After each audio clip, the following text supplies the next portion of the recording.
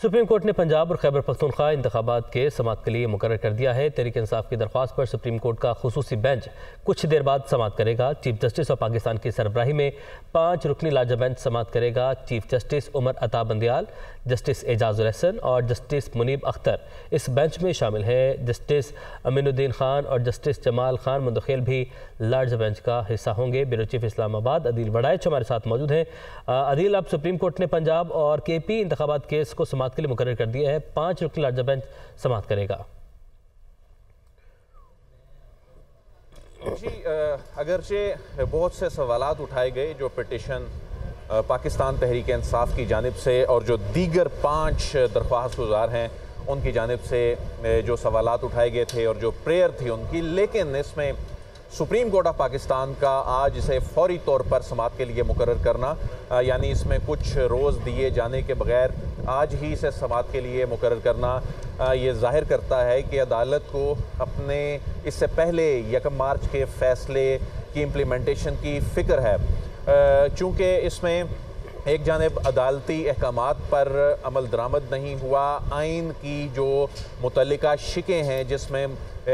महदूद जो एक मुद्दत है 90 रोज़ की मुद्दत है, उसमें इंतखाबात कराना एक आइनी तकाजा था, लेकिन उसमें अगरचे सुप्रीम कोर्ट ने एक मार्जिन दे दिया था और उसके बाद एक कानूनी अमल शुरू हो चुका था जिसमें सदर मुमलिकत की जानिब से एक तारीख दे दी गई, इलेक्शन शेड्यूल जारी कर दिया गया और उसके बाद इलेक्शन कमीशन ऑफ पाकिस्तान ने इसको खुद से बग़ैर किसी अदालत से रुजू किए हुए अपने उस 8 मार्च के जारी करदा शेड्यूल को वापस ले लिया। तो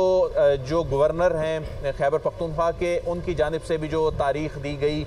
वो 8 अक्टूबर की दी गई तारीख, जबकि अदालत की जानिब से गवर्नर खैबर पख्तूनख्वा के हवाले से ये ऑब्जर्वेशन दी गई थी, तहरीरी तौर पर ये उस फैसले में लिख दिया गया था कि इन्होंने अपनी आइनी जिम्मेदारी पर अमल नहीं किया, लेकिन मार्जिन दिया गया था। तो आज का जो बेंच है जिसमें जस्टिस उमर अता बंदियाल हैं, जस्टिस एजाजुल एहसन है, जस्टिस मुनीब अख्तर हैं, जस्टिस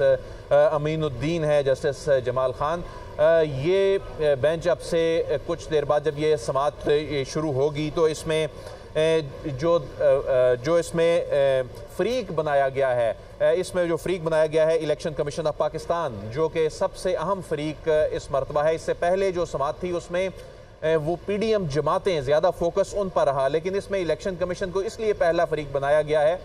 कि इलेक्शन कमीशन ऑफ पाकिस्तान ने अपने इख्तियारात का इस्तेमाल करते हुए उस शेड्यूल को वापस ले लिया, वो अमल रोक दिया जिसका सुप्रीम कोर्ट ऑफ पाकिस्तान ने कहा था। फिर फेडरेशन ऑफ पाकिस्तान को जो फ़रीक बनाया गया है, ये भी बड़ा रेलेवेंट और बड़ा अहम है मामला,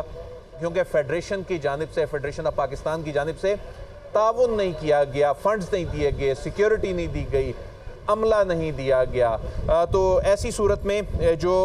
प्रोविंस ऑफ पंजाब है और प्रोविंस ऑफ खैबर पख्तूनख्वा है, उनको थ्रू चीफ सेक्रेटरी इनको फ़रीक बनाया गया है और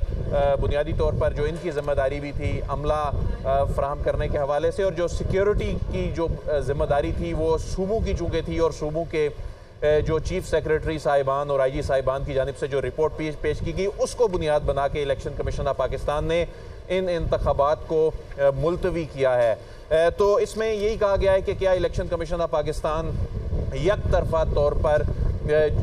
जो अदालती फ़ैसला है या जो आइन पर अमलदारी का मामला है उसकी खुद से तशरीह कर सकता है? क्या इलेक्शन कमीशन ऑफ पाकिस्तान के पास ये इख्तियार है कि वो सुप्रीम कोर्ट ऑफ पाकिस्तान के हुक्म के बावजूद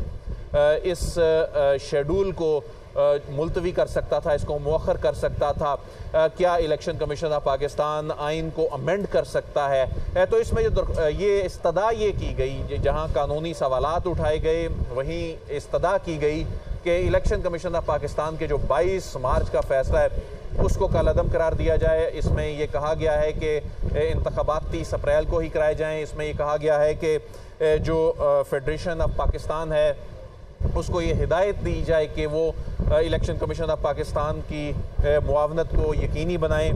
जबकि सूबों के हवाले से भी ये कहा गया है कि जो गवर्नर हैं खैबर पख्तूनख्वा उनको भी फ़रीक बनाया गया है और उसमें ये कहा गया कि वो इंतखाबात की जो तारीख़ है वो जल्द अज जल्द जो तारीख़ है जिस तरह के अदालत के पहले फैसले में कहा गया था